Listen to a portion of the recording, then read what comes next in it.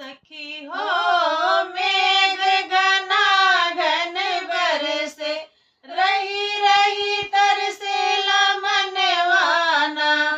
सखी हो मेघ घना घन बरसे, रही रही तरसेला मनवाना।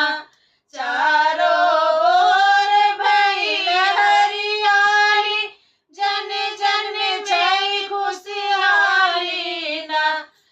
जन